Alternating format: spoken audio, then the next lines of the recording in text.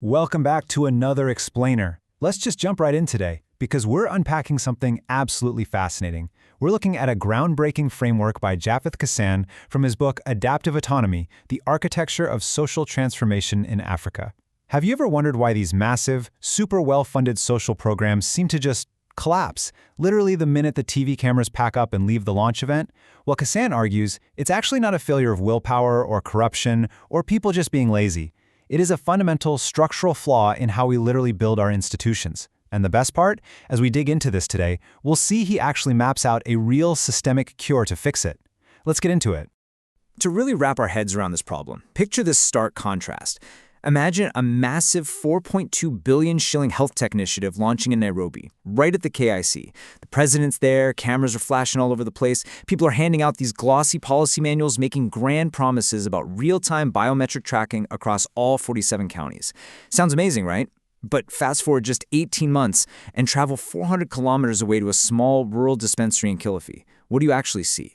You find a broken, still-in-the-box biometric terminal literally gathering dust, while a doctor quietly writes patient names in a dog-eared paper ledger held together with black tape. It's a story we've heard a million times. The cameras leave, and the tech just dies. But this isn't just some funny little anecdote. It perfectly captures the core issue with our modern governance systems.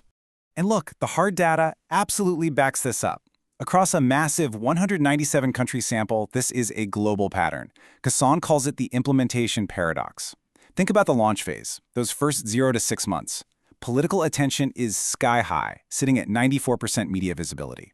Because everyone's watching, outcome delivery hits a really impressive 88%. Things get done. But then look what happens by year 3. Sustained impact absolutely plummets to an abysmal 14%. It's crazy. The system consistently rewards all this front-loaded capital and high-visibility ribbon cutting, but it systematically starves the long-term, totally unglamorous day-to-day maintenance you actually need to keep things running. So, why does this massive drop-off happen? Kassan introduces this brilliant concept here called the governance complexity gap. Basically, it's the widening structural mismatch between the pristine, perfect simplicity of central policy design and the messy, totally unscripted reality of frontline implementation. When that biometric terminal broke in Khalifa, it wasn't because the local folks were lazy or corrupt. No, it was because the budget to fix it sat in some entirely different department hundreds of miles away, and the local clinic had zero authority to access it. It's a structural failure, plain and simple. Planners at the center strip frontline workers of the exact authority they need to solve sudden, unexpected problems. And this brings us to a really fundamental clash: paper systems versus living systems. You see, central planners absolutely love paper systems. They assume this neat linear path, like if we write a policy and give it a budget, boom, we automatically get our outcome. But the frontline, it does not operate on paper. It's a living, breathing social system, full of unpredictable, recursive loops and curveballs. When rigid linear plans crash into the messy realities of human society, the plan just shatters. The policy assumes perfect compliance, but actual reality requires constant, on-the-fly negotiation and adaptation. To really nail this down, Kassan uses that classic 5 whys trick to trace the disconnect all the way down to its root. Imagine a beautifully printed child protection manual just sitting unused in Baringo County. Why? Well, the local committee didn't meet. Why? No travel allowance was paid out. Why? The county budget was delayed. Why? Because the national payout was tied to these insane, strict reporting requirements the county literally couldn't physically meet. Why? Because the whole institutional architecture is fundamentally built for external control by donors and central agencies, not for things to actually cohere and work on the ground. The system isn't broken, you guys. It is doing exactly what it was designed to do: fragment. And this fragmentation leads to a condition Kassan calls management fibrillation, which I think is just a brilliant medical analogy.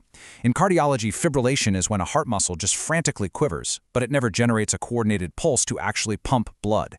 In government, it's the exact same thing. It's this frantic oscillation of endless reform initiatives. A new minister shows up, a new strategy launches, a new form gets passed around, but it never completes its cycle. It just leaves behind this heavy sediment of unused paperwork, annoying new acronyms, and a totally exhausted workforce of civil servants who figure out pretty quickly that the best way to survive is just to pretend to engage without actually committing to the reform.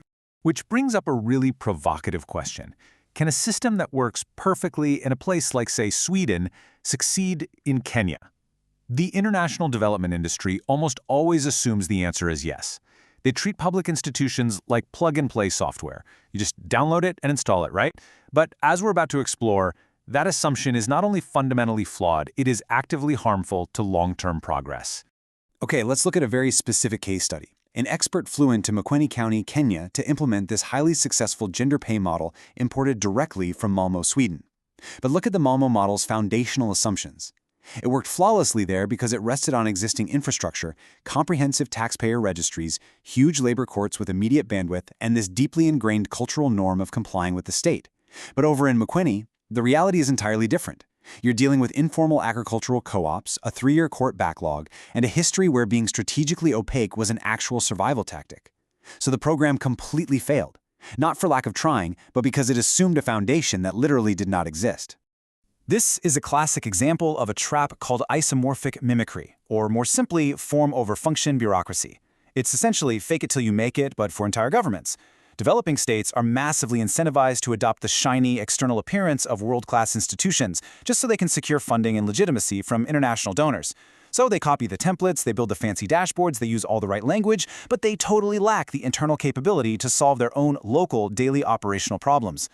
It creates this highly sophisticated facade that masks the fact that frontline service delivery hasn't improved one bit. And the numbers completely validate this trap. Check out these success rates across 197 countries for importing best practices. Direct copy-paste transfers from the global north have an absolutely abysmal success rate. We're talking as low as 18% in public finance. It's terrible.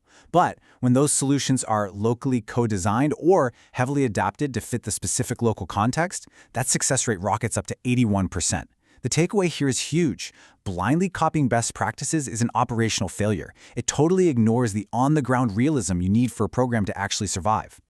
So, if copying the best doesn't work, what actually does? Well, thankfully, Kassan doesn't just leave us depressed with a diagnosis. He outlines a completely different way to build. This architecture of failure is absolutely not inevitable. Another way is entirely possible, but it requires completely redesigning how the state operates and interacts with its citizens from the ground up. Enter his ultimate solution, adaptive autonomy.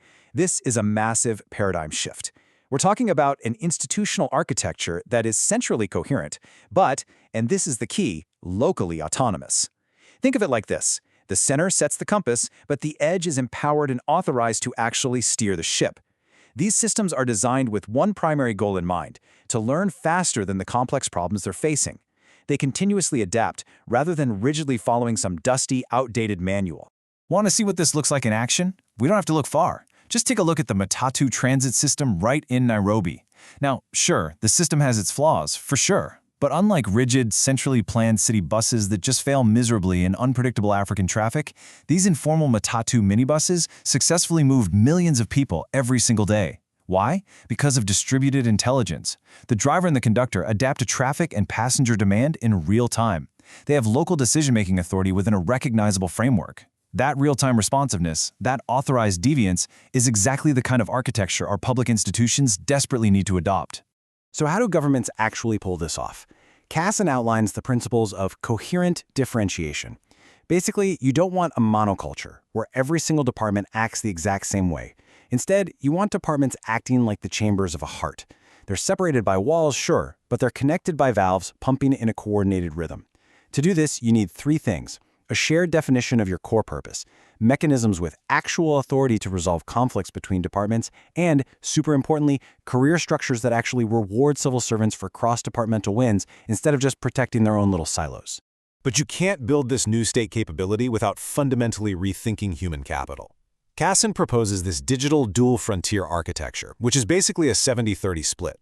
Notice how 70% of a worker's training is focused on standardized, practical core competencies, the absolute non-negotiables of the job. But that remaining 30%, that's an adaptive layer. It's flexible, context-specific learning driven by whatever the local region actually needs. This gives workers a rock-solid baseline, but dynamically equips them with the authority to solve unexpected problems right there on the front line. Now, how do we fund and measure this new way of working? We have got to stop just counting outputs. Checking a box that says a facility was physically built or counting how many people sat through a workshop. That doesn't tell us anything useful. Instead, we have to look at the capability column. Is that new facility actually being independently managed by the local team? Did the capability truly transfer over to them, or are they still hopelessly dependent on the outside vendor? We must strictly measure these capability-based outcomes. That is the real metric of success. To orchestrate all of this without falling back into that trap of reform fatigue, Kassan suggests a quadruple helix governance ecosystem. It brings 4 very distinct players to the table. You've got the government acting as the enabler, academia serving as the innovation engine, the private sector driving commercialization and scale, and, this is crucial, civil society sitting right there as the vital accountability partner. They share collective ownership, but with totally clear, differentiated decision rights. It's an architecture of co-ownership that prevents any one single actor from hijacking the whole agenda.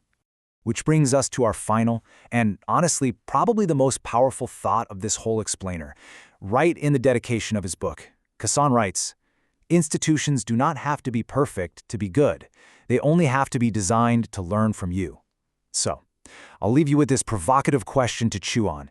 How can we start looking past the grand ribbon-cutting ceremonies and begin genuinely designing institutions in our own communities that truly listen, constantly adapt, and relentlessly learn from the very people they were built to serve?